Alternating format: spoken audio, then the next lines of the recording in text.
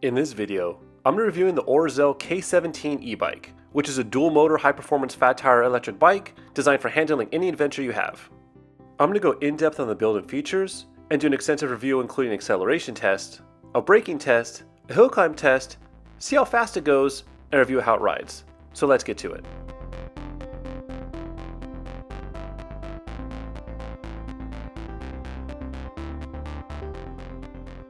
So the K17 comes in a pretty standard shipping box, but it's extremely heavy, so make sure to be careful when moving, and I highly recommend having someone help you move it. After opening the bike, it was assembled about 85%. All you have to do is remove all the packing foam and zip ties, install the handlebars, front wheel, front fender, battery, and plug in the front motor, including the box with necessary tools and instruction manual. The whole process took me about 20 to 25 minutes, with most of my time being spent cutting off zip ties and putting on the front wheel. The bike isn't mechanically challenging to put together, but the weight does add some complexity. When I went through the bike, all the bolts were tight, the shifting was perfect, and it didn't need any adjustments. The K17 frame is made of aluminum that feels high quality and robust, with welds being nice and consistent throughout the bike. My bike is in the black and blue color, but also comes in gray as well. At the heart of the K17 are dual 750 watt motors that have a combined peak output of an astonishing 2,000 watts, which makes this the most powerful e-bike that's ever been featured on this channel. The factory settings give the K17 a max speed of 28 miles per hour, but if you think that's too slow, luckily enough, Orzel allows the user to increase and adjust the top speed. And since there's a lot of power coming from these motors, the K17 requires a really big battery, and Orzel takes that to the extreme, with the bike coming with a removable 48 volt, 25 amp hour lithium ion battery that has a range up to 70 miles using pedal assist and up to 40 miles in electric mode. And stopping the bike are Shimano hydraulic disc brakes with 160mm rotors both in the front and in the rear. The drivetrain is a 7-speed Shimano tourney with a 28-tooth cassette and a 46-tooth chainring. The bike also comes with 24-inch wheels with 4-inch fat tires, which have the added benefit of absorbing bumps. And for additional comfort, Orzel also installed a dual crown fork with adjustable rebound and compression, and a rear shock, both of which work really well. And for safety and increased visibility, there's also a headlight with a horn. The K17 also comes with front and rear fenders, and even a very robust rear rack that has an integrated rear light that serves as a taillight. The dashboard has a very simple, clean design that's really easy to read and shows your battery level, assist level, speed, odometer, temperature, and how much power the motors are putting out. The K17 has an overall length of about 75 inches, a wheelbase of about 48 inches, handlebar height from the ground about 44.5 inches, a handlebar width of 27.25 inches, a minimum seat height of 34.5 inches, a maximum seat height of 38.25 inches, a load capacity of 300 pounds, it weighs in about 85 pounds, and can accommodate rider heights 5'4" to 6'5". Alright, so the first thing we want to test is the speedometer accuracy. So I'm going to do it from 3 different speeds. First is going to be from about 10 miles per hour. I'm comparing it to a GPS app on my phone. And as you can see, the bike says 9.8. The GPS says 10 miles per hour, so that one's perfect. Okay, the second speed we're going to test is if you were to have it in class 2, which is 20 miles per hour. So right now, the bike says 19.8, GPS app says 20, perfect. Okay, so the next thing we're gonna do is to test out class 3 top speed, which is 28 miles per hour, 27, 28, they both match, perfect, beautiful. So now that we've confirmed that the speedometer is actually accurate on the bike, we're going to test out the acceleration to 28 miles per hour. First, we're going to do it in single motor mode. Here we go. Ready? And go. 10, 15, 20,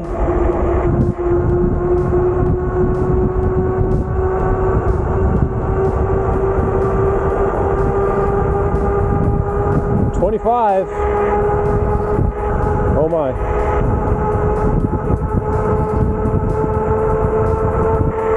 And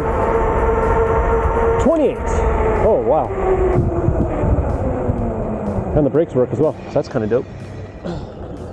Okay, here we go. Just did single motor acceleration. Now we're doing dual motor, which you engage by pressing the down button. You hold it for a couple seconds. Dual motor engaged. Ready? And go. Woo! 10, 15, 20, significantly faster. 25, 28. Woo! So much faster than the single motor mode. Wow. Holy moly. So for the final results, in the single motor mode, the K17 went 0 to 10 miles an hour in 3.8 seconds, 0 to 15 in 6.1 seconds, 0 to 20 in 11.8 seconds, 0 to 25 in 22.3 seconds, and to a top speed of 28 in 33.6 seconds.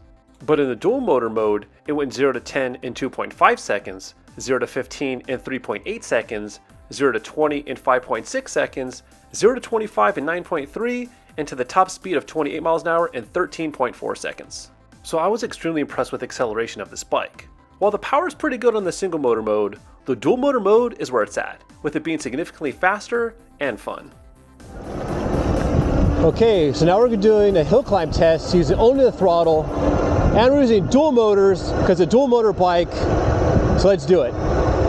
This hill is a 15% gradient, and I'm only using throttle, and we're doing 18 miles an hour. 17, 16 and a half.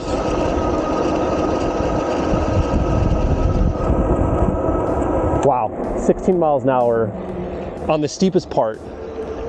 That was cake on this bike. Jeez. Let's do something way steeper. Okay, last hill climb. This is a 20 to 22% grade. I'm gonna see how far I can get using only the throttle, dual motor mode. We're doing 18. We're doing 15. It's motoring up though. 13. We are in the steepest part. Oh wow, it's crushing this climb. 12. Wow. Woo. I mean, like nothing. So I think that's a 20 to 22% grade, and it just smashed it using only the throttle. Okay, since we're here, might as well check out the unlock top speed, which I don't know how fast it is. So in order to do that, interestingly enough, you have to turn on the display. Within 5 seconds, you have to hold the up and down button, and then it enters in this menu. You probably can't see it. And on the first one is a limiter. So we're just gonna go in there. We're gonna send it to the highest kilometers per hour, which is 72.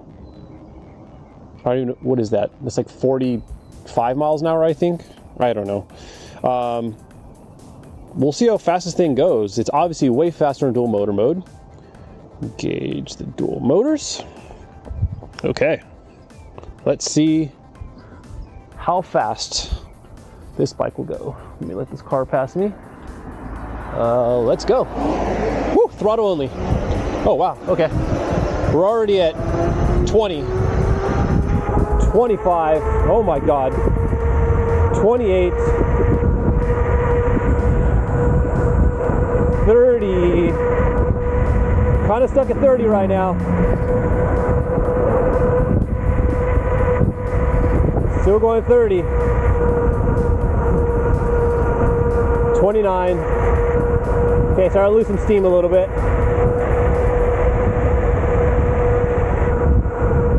I mean, it's certainly not slow. Okay, so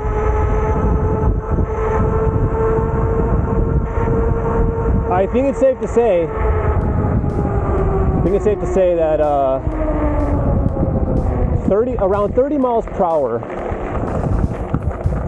is its top speed, at least with me on it. And I weigh about 175 pounds. That was still awesome. But there's no point in having a lot of power if you can't stop. So next, I tested the braking distance from two speeds, first was from 20 miles per hour, which the bike stopped in 20 feet. And last was from 28 miles per hour, which the K17 did in 33 feet. Now I do have to say, I was extremely impressed with the braking power of the bike, especially considering how heavy it is. These brakes are strong, with no fade and minimal drama. So the last test, and probably the most important one, is how the bike actually rides. So I've been riding the K17 a lot, and it's been immensely fun and satisfying to ride. And as you can tell with the test so far, the power the dual motors put out is pretty impressive.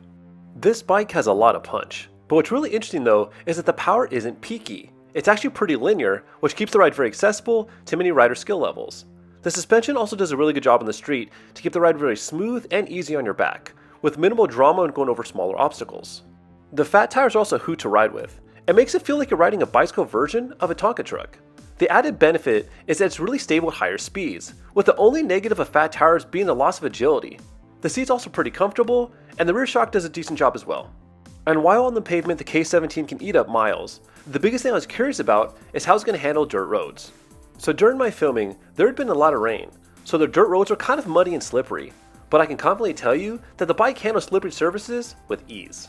The seating position on the K17 is pretty neutral, which gives you a very comfortable seating position and positions you right in the middle of the bike.